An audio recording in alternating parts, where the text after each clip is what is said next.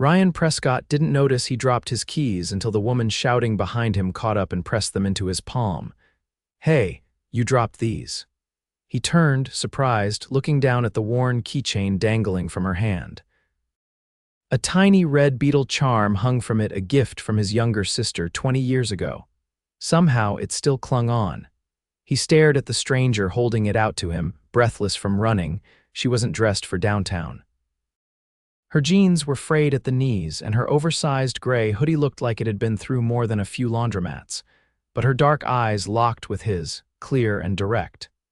"Thanks," Ryan said, taking the keys, his fingers brushing hers briefly. "No problem." She gave a quick nod, then turned to walk away without another word. That should have been it. A 5-second interaction, a New York moment among millions. But Ryan didn't move. His gaze followed her as she weaved between pedestrians heading toward the subway entrance. Something about her stuck, not just the fact she hadn't asked for anything, not even recognition. She didn't know who he was, and that was rare. He had just come from a meeting in one of his downtown buildings. Prescott Global owned half the block. His face had been on the cover of Forbes twice in the last year. People usually stared, whispered, tried to pitch something, but she just handed him the keys. "Hey," he called after her. She paused, turned around. "Yeah, what's your name?" She looked suspicious, like he'd asked for her bank account. "Why? I want to say thank you properly. Maybe buy you a coffee," she hesitated. "It's just keys, you don't have to, I want to." After a beat, she sighed. Renna Zeller," he smiled. "Ryan, I know," she said flatly. "You're kind of all over the place," he laughed. "Fair." There was a tiny cafe across the street. He motioned to it. She looked like she might say no, but then her eyes flicked to the sky. Gray clouds were rolling in fast. "Fine, coffee," she muttered. "But I'm not staying long." Inside, the place smelled like cinnamon and fresh espresso. Ryan ordered a latte and bought her a hot chocolate before she could protest. She sat across from him in a booth, arms tucked close, clearly uncomfortable. "So what brings you downtown?" he asked. Renna shrugged. "Job hunting," his brows lifted. "In this part of the city?" "Yeah, well, I got turned around." She didn't elaborate. He didn't push. "You live in the city?" "Brooklyn." She sipped the hot chocolate, her eyes softening for a moment. "You," he grinned. "Upper East Side?" She raised an eyebrow. "Shocker." He laughed again, leaning forward. "You always this blunt." "Only when I don't feel like pretending." Something about her honesty was jarring, refreshing. "Tell me something about you then," he said. "Something real." Renna stared at him for a second, then said, "I used to paint. I stopped when my mom got sick. She passed 2 years ago. I've been working retail since." Ryan blinked. That wasn't the kind of thing people usually told him, not right off the bat. Not when they wanted something from him. "I'm sorry," he said softly. She shrugged like it didn't matter, but her fingers tightened around the mug. "It's life." He looked at her differently now. Less like the girl who returned his keys and more like someone who carried 1,000 stories behind her eyes. They left the cafe an hour later. Rain was sprinkling now, the sky bruised and heavy. He offered her his umbrella. She shook her head. "I like the rain." He stepped into the street beside her, umbrella over both of them anyway. "Do you always chase after people to return their keys?" he asked. "Only billionaires," she deadpanned. He laughed. "So you knew, eventually. You're kind of hard to miss." "You own half the skyline." "I like to think I'm more subtle than that. You're wearing a $6,000 coat." He looked down. "Right." She smiled for the first time. It lit her face up like sunrise. "I should go," she said, stopping near the subway steps. "Can I see you again?" She froze, looked at him. "Why?" "Because you didn't ask for anything. Because you're the first person I've talked to in weeks who didn't care about what I own." He paused. "Because I like talking to you." Renna looked like she didn't want to believe him. Then slowly, she pulled a pen from her bag and scribbled a number on the back of a receipt. "Don't make me regret that." He took it, tucked it into his wallet like it was worth more than his black card. "You won't." She disappeared into the crowd. Ryan stood there for a minute, rain dripping off his coat, the city moving around him like static. He hadn't meant to drop his keys. But maybe fate had meant for someone else to pick them up. The following Saturday, Renna stood on the edge of a rooftop garden that overlooked the East River, wondering for the 10th time why she'd agreed to meet Ryan again. Technically, she hadn't. She'd said she was free this weekend, and before she could add anything else, he'd offered to pick her up. She thought he meant grabbing coffee, maybe a walk in the park. Instead, the elevator had opened onto a rooftop she couldn't have imagined in her wildest dreams. The garden was built across 3 tiers of glass and steel, dotted with fire pits, vine-covered trellises, and sculptural lighting that made the place look like something out of an architectural magazine. The skyline shimmered in the distance, and a private chef was arranging something that looked like art on porcelain plates behind a glass counter. Ryan approached her with 2 flutes of something golden. "Non-alcoholic," he said, handing one to her. "Figured I'd ask about preferences before assuming." She took it slowly. "You have a chef on your roof," he glanced around. "Most people use this place for events, but I don't really like crowds. This is where you live, top 3 floors." He took a sip, watching her reaction. "You okay?" "Yeah, just trying to figure out if I should be impressed or mildly horrified." His eyes shone with something close to amusement. "Both is fair." Renna wandered to the edge of the terrace. The wind tugged at her hair, and the city buzzed below like a living organism. She turned back to him, lowering the glass. "Why me?" He tilted his head. "What do you mean?" She gestured around. "This, all of this. You could be with someone who fits into this world, who wears designer shoes and knows what fork goes with what course." "I've done that," he said simply. "It was always transactional. I think you scare me a little," she blinked. "That's not reassuring." "No, I mean you don't want anything from me, not the usual things. That's rare." Renna folded her arms. "I'm not a charity case either." "I never thought you were." His voice was quiet now. I like that you talk to me like I'm a person." She didn't reply right away. The chef approached and placed 2 plates on the table behind them. Ryan motioned to sit. She hesitated, then followed. The food was delicate and unusual. She didn't recognize half of it, but it tasted like it had been created by someone who thought flavor was sacred. "So what do you actually do?" she asked between bites. "I mean, beyond owning buildings." "I started with logistics, moved into real estate, then tech infrastructure. I partner with cities now on sustainability and development." "So you're the guy who makes gentrification prettier," he laughed. "Sometimes, yeah, but I also build shelters, fund education programs. It's not all shiny towers." She looked at him differently then, not with awe, but with curiosity. "Is that supposed to impress me?" "No, just answering your question." They ate in silence for a few minutes. The air was cooler now, and the lights from the surrounding skyline flickered like stars. Ryan leaned back in his chair, watching her. "What do you want to do, Renna?" She didn't answer right away. When she did, her voice was low. "I want to paint again. Big canvases, messy colors. I want to stop waking up worrying about whether I can pay rent."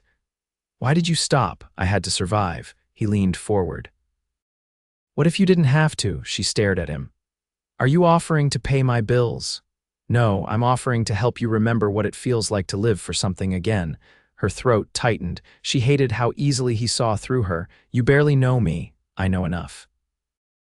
"And I want to know more." She stood abruptly. "This is too much. This place, the chef, the rooftop, you." He followed her but didn't try to stop her. "I didn't bring you here to impress you. I brought you here because I wanted to show you something real." "This isn't real, Ryan." "This is a fantasy." He stepped closer, his voice quieter now. "Then let me into your world. I'll meet you anywhere. No suits, no chefs." She watched him, torn between the instinct to run and the desire to believe him. "Fine," she said finally. "Next time you come to my side of the river." His grin was slow, and for the first time she saw the man behind the fortune. Done. She didn't say goodbye. She just left him standing there, the city glowing behind him, her heart pounding in a way she hadn't felt in years. The cracked linoleum floor of Renna's apartment creaked under Ryan's polished boots as he stepped inside. He didn't comment on the narrow hallway or the chipped paint. He just took in the scent of lavender detergent and something faintly citrus, like she'd tried to make the place feel fresh before he arrived. "I would have warned you about the stairs if I knew you were going to wear those shoes," she said, locking the door behind him. He looked down at the leather. "I assumed you'd have an elevator." "Then that's on you," she replied, brushing past him into the tiny kitchen. It was barely larger than a walk-in closet, with open shelves stacked with mismatched mugs and a drying rack that looked like it had been salvaged from a thrift store. She reached for a kettle, filled it at the sink, and set it to boil without ceremony. "No rooftop chefs today," she said. "I'll survive," he replied, leaning against the doorframe. He surveyed the space discreetly. A canvas leaned against the far wall, half-finished, with bold streaks of ochre and deep blue cutting diagonally across its surface. Her brushes were clustered in a chipped mason jar, their bristles stiff with dried paint. It was the first sign he'd seen that her world had once been more vibrant than her current surroundings. "You've been painting again." "Not really," she said, not turning around. "That one's been sitting there for months. It doesn't look abandoned, it feels that way." He didn't press. Instead, he accepted the mug. She handed him a ceramic one with a faded cartoon cat on the side and took a sip of the instant coffee without flinching. "You didn't bring a driver." "I took the subway." She raised an eyebrow. "Seriously? I wanted to know what your side of the city feels like. Crowded, loud, smells like hot garbage in the summer." He grinned. "So honest. I don't have the luxury of fiction." Her words hung in the air longer than either of them intended. He set the mug down. "You could move out of here," she crossed her arms. "Is this where you offer me a penthouse and a stipend?" "No, I mean," he ran a hand through his hair. "I meant you could do something with your art, sell it. There are grants, foundations, I know what there are," she cut in. "But I'm not an investment, Ryan, and I'm not another project for you to fix." "I never said you were. You didn't have to." The tension thickened. Outside, a siren wailed in the distance, fading into the city's hum. "I get it," he said quietly. "You've had to fight for everything. And you think letting me in means losing control." "I didn't ask you to come here." "No," he agreed, "but you didn't ask me to leave either." She looked away, jaw tight. "I didn't come here to save you," he added. "I came because I can't stop thinking about you, because you challenge me. Because for the first time in a long time, I don't feel like I'm performing." Her shoulders dropped slightly, like she was holding something heavy and didn't know how to set it down. "I don't know how to be what you're used to," she said. "I don't want what I'm used to." They sat in silence for a moment, the kind that didn't need to be filled. Then she asked, "What happened to you before all this?" Ryan blinked. "What do you mean, before the buildings, the magazines?" "Who were you?" He hesitated, then answered. "A kid from Seattle whose dad walked out and whose mom worked 2 jobs. I started flipping broken electronics at 15. Built my first logistics software in college because I was tired of watching my roommates get scammed by moving companies. No trust fund, just student loans and a chip on my shoulder." Renna studied him, her expression unreadable. "You hide it well." "I had to. In my world, weakness is blood in the water." She reached for the canvas leaning against the wall and turned it toward him. The colors were bold, but the edges were chaotic, like they'd been dragged there by someone trying to outrun something. "I started that the day after my mom's funeral," she said. "I didn't know what to do with all the noise in my head. That's what came out. It's beautiful. It's unfinished. Maybe that's what makes it honest." She didn't respond, but she didn't turn the canvas back either. Later that night, as he walked her upstairs neighbor's dog while she took a call from her sister, an arrangement she'd explained with a sheepish shrug and a muttered rent discount, Ryan found himself staring at the dimly lit street below her building. Kids played stickball in the alley. A couple argued over a grocery list. Life pulsed here in a way that didn't exist behind tinted penthouse windows. When he returned, she was waiting in the doorway, arms crossed. "You're going to hate what I'm wearing tomorrow," she said. He leaned against the door frame. "What makes you think that?" "It's a thrifted dress, and I'm not putting on heels." "I'll wear sneakers." She squinted at him. "You don't own any. I'll buy a pair." She shook her head, but her mouth twitched. "Where are you taking me anyway? You'll see." "I don't do country clubs. It's not that. Better not be a gala either." "Nope." She narrowed her eyes. "If it involves a yacht, it doesn't." He paused. "But next weekend, maybe." She groaned and closed the door in his face. And still, he left grinning. The gallery wasn't flashy. Tucked in a converted warehouse in Long Island City, the space was raw, exposed brick, high ceilings, and metal beams that still bore the faded logos of the manufacturing plant it used to be. Paintings lined the walls in mismatched frames, each one carrying a different kind of truth. The lighting was soft, deliberate. Nothing about it screamed wealth. It whispered soul. Renna stood near the back, her hands clasped tightly in front of her, her painting hung at the center of the far wall. It was finished now. The jagged strokes had found rhythm, the chaos shaped into something fierce and unyielding. A woman stood in the center of it all, caught between shadow and light, clutching a key in one hand and a flame in the other. Her face was undefined, but her stance defiant, rooted left, nothing uncertain. Ryan approached from her left, dressed in a charcoal jacket and dark jeans. He didn't say anything at first, just looked at the painting, then at her. "I didn't expect it to hit me like that," he said quietly. She exhaled slowly. "I almost didn't bring it." "What changed your mind?" I stopped thinking about who would see it, started thinking about what it meant to me. He nodded, his gaze staying on the painting. "It's bold." "I didn't want it to be pretty," he glanced at her. "It's not." "It's powerful." She looked around. People were filtering through the space with wine glasses and quiet murmurs. A few paused at her piece, some with curiosity, others with understanding.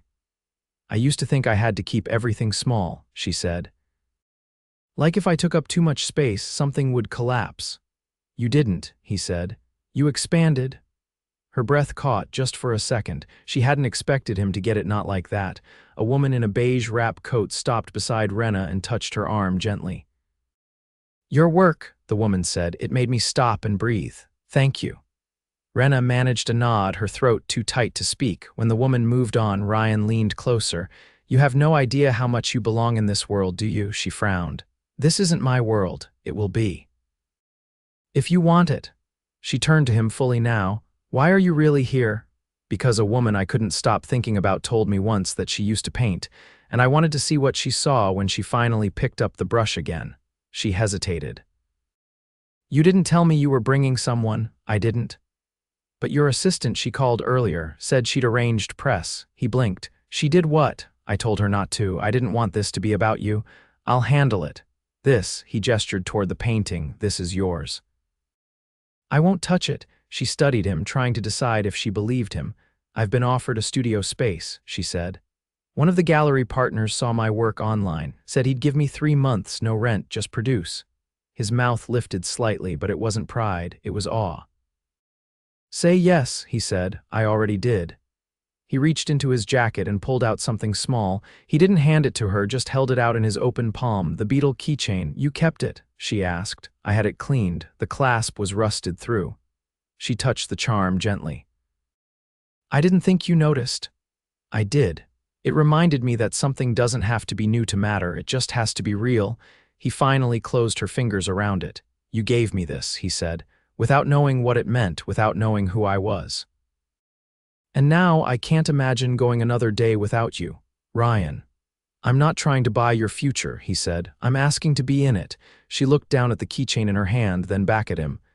"This doesn't feel like a fairy tale," she said. "It's not," he replied.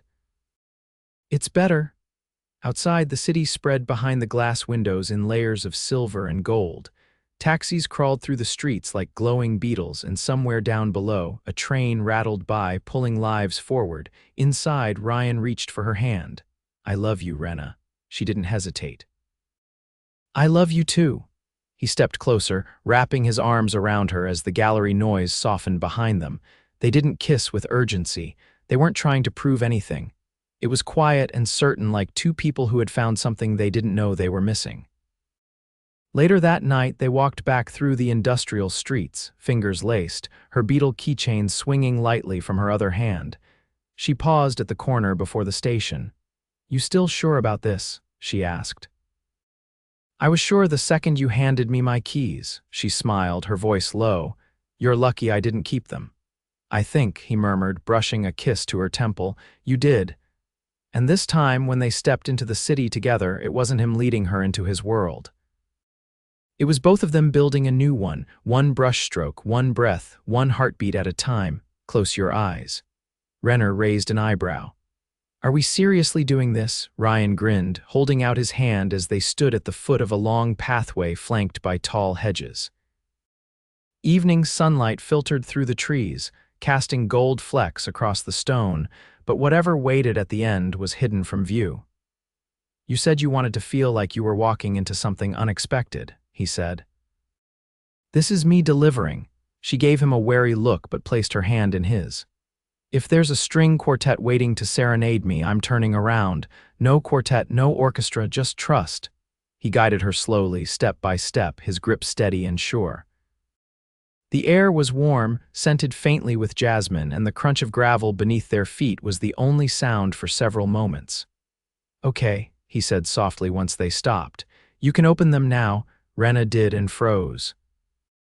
They stood inside the courtyard of an old greenhouse, its glass panes restored to a gleam, ivy curling across the framework like nature reclaiming something sacred. Inside, the space had been transformed into a gallery but not of other people's art. Her paintings lined the walls. Not just the one from the show, but pieces she hadn't seen in years. She stepped forward slowly, stunned. The one she'd started at 16, the abstract she'd buried after her mother's diagnosis, the unfinished canvas she'd shoved behind her couch during a panic attack. All of them restored, framed, and displayed like they belonged. You found these, she whispered. He walked beside her, his voice low. Some were in your closet, others in that storage unit on Myrtle you forgot to lock. Her head snapped up. You broke into my storage unit. I paid the late fee and signed the paperwork. You're welcome. Her eyes darted across the room, overwhelmed. Why? Because you kept hiding pieces of yourself, and I wanted you to see what I see when I look at you. She turned, her breath shallow. You put this all together. I bought the building last month. It used to be a conservatory. I had the roof replaced with reinforced glass and added a climate system. It's yours now. Her mouth opened, but no words came. I know, he said quickly. You didn't want a handout. This isn't that. This is a space for your work, for whatever you want to create. You can teach here, host exhibits, run workshops. You decide. I can't accept this. Yes, you can, because it's not just a gift. It's a future, one you earned, one you deserve. She blinked hard, her voice rough. You don't even like art. That's not true. I like yours. He stepped closer, lifting her hand to his chest. I want to build a life with you, one that's messy and real and full of everything we never thought we'd have. She swallowed, her heart thundering. I didn't think people like you believed in lives like that. I didn't either, until you. She let out a shaky breath, gripping his shirt. You terrify me. Good. Means we're doing it right. She laughed through the tears, and he leaned in, brushing his lips against hers in a kiss that felt like a promise. Not just of love, but of everything that love could be when it was chosen, not earned. The next few weeks blurred in a flurry of paint, late nights, and something that felt suspiciously like bliss. Renna opened her first solo exhibit in the conservatory just 6 weeks later. She called it Uncovered. Ryan stood beside her that night in a black suit with his tie loosened, holding a glass of wine he didn't touch, watching her greet guests with paint still on her hands. She'd insisted on hanging one canvas unfinished, intentionally so. She said it reminded her that growth wasn't always about completion. Sometimes it was about continuing. After the last guest left, she sat on the floor of the greenhouse barefoot, her dress bunched at her knees, a bottle of champagne between them. You okay? He asked, watching her closely. She smiled. I didn't think I'd feel like myself again. You didn't, he said. You found someone stronger. She reached into her pocket and pulled out the beetle keychain, the original, worn, slightly bent, but still intact. I had this on me that day. I was going to pawn it for groceries. He stilled. You never told me that. I didn't want you to feel sorry for me. I never have. I've only ever been in awe of you. She leaned forward, eyes shining. Then marry me. Ryan blinked. What? You heard me. He stared at her, stunned. You're proposing, she raised both eyebrows. Too soon. He let out something between a laugh and a choke. No, just unexpected. You said you liked unexpected. He stood, took the keychain from her hand and kissed it. Then he dropped to one knee. If I don't say yes with a ring, does this still count? She grinned. You're stalling. He pulled something from his back pocket, a velvet box. I was going to wait until next week, but since you beat me to it, her breath caught as he revealed a simple, elegant band with a single sapphire. Renna Zeller, will you marry me? She laughed, wiping at her cheeks. Of course I will. They kissed in the middle of the conservatory, surrounded by her art and the scent of jasmine drifting through the open windows. Somewhere in the distance, the city pulsed, but here inside their little world time stopped. 1 year later, they were married in that same greenhouse, no tuxedos, no elaborate guest list. Just close friends, her sister, his mom, and a few of the kids from her art workshops carrying wildflowers down the aisle. She wore a cream dress with paint stains on the hem. He wore a linen suit with her initials embroidered inside the cuff. He built her a studio in the hills outside the city. She designed the space with wide windows and a skylight he insisted on installing himself, despite nearly falling off a ladder 3 times. They split their time between Brooklyn and the hills. She taught, he consulted. They fought sometimes over laundry, over his tendency to buy her things she didn't ask for, but they always made up before the sun went down. They never let a day pass without touching hands. And every year on the day they met, he handed her a new key, not to things, to memories. To the life they built together.